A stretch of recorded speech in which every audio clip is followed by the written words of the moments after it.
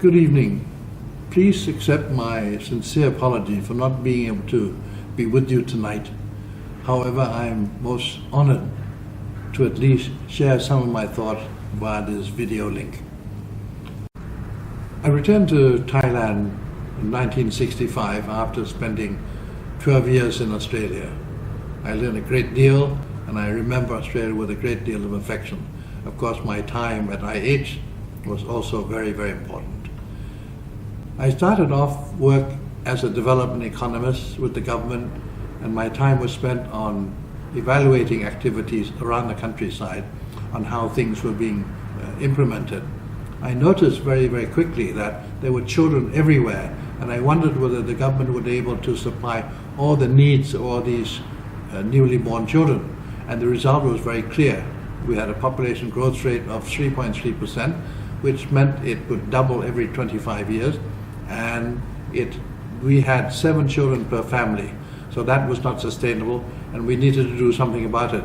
However, the government was quite reluctant to push ahead, and after several years of attempting to convince them, I decided to leave the government and start a non-profit organization to start some sort of activity to awaken the public up and to provide family planning services. That was in 1973.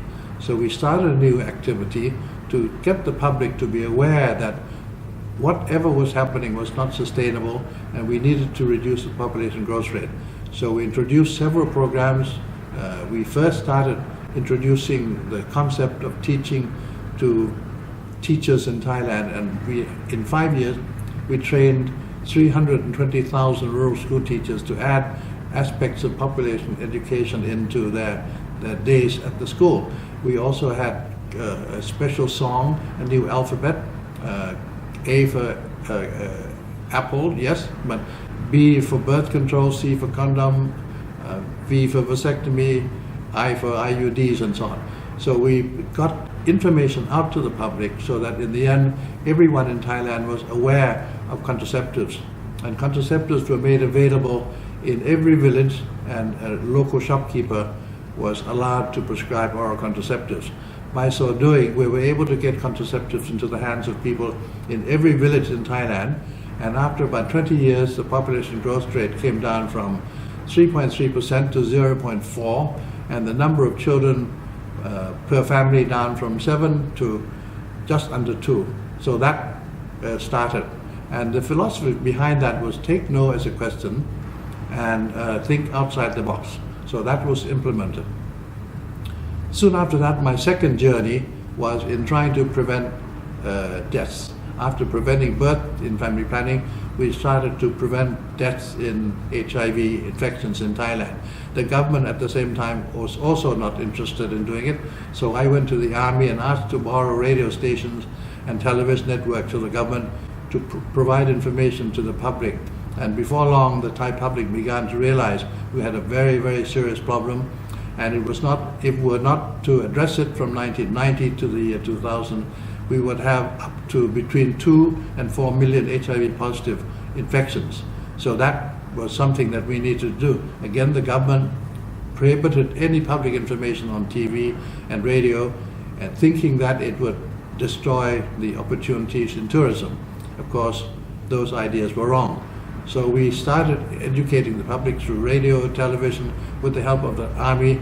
We had condoms given out everywhere. We got the business communities to be involved. We had university students training their younger brothers and sisters in their old schools, and these secondary school students trained the primary school students. And in the end, on a particular day, AIDS information and condoms were given out to every household in every village in Thailand. That was how we began. It was total war against it. And in the end, as a result of very, very strong work in 12 years by many, many governments, we were able to reduce the problems significantly. According to UNAIDS, we were able to reduce new infections by 90%. And according to the World Bank, we were able to prevent 7.7 million people from being infected with HIV. So that was my second journey. The third journey was to try and reduce poverty by getting the business community to participate in helping people out of poverty. And we learned very quickly that the only road out of poverty was through business enterprise, not through charity. So we got the companies to help fund activities in the villages where loan funds were established so that people could borrow money and get themselves out of poverty. This has been going on for many, many years, and things have improved so that the number of people living in poverty or under poverty line has been reduced remarkably. But still, the fight goes on. The fourth journey that I ventured on was on trying to reduce financial dependence on donors. And so we established our social enterprises back in 1976. In fact, 1 year after we started a non-profit organization called the Population and Community Development Association. And this started doing business and to help ourselves. So all profits could be used only for reserve, expansion, and charitable activities. So those were the activities started 43 years ago. And today we have altogether 28 companies which help to supply profits to our non-profit organization. And today 75% of all our financial requirements come from the profits of these companies. And my fourth and fifth and final venture, or the mountain that I tried to climb, was on trying to reduce ignorance, and that is coming up with a new system of education. We introduced a program that we call the Bamboo School. In a sense, I went to a school in Australia, a boarding school, and so this became a boarding school. And the whole idea was to make the school a lifelong learning center and a hub for social and economic advancement, rather than just a school for young kids in short pants and short skirts. So the whole idea was to make it a lifelong learning center and a hub for social and economic advancement. And this school also trained people in life skills and occupational skills so that they would learn so much in school that they could use in real life. For instance, school fees are paid not by cash, but are paid in community service and tree planting. Each family, the parents and the students, have to plant 800 trees between them and do 800 hours of community service. That's your school fees. Students also help to run the school. We have a student government, and students are responsible for interviewing and selecting incoming students.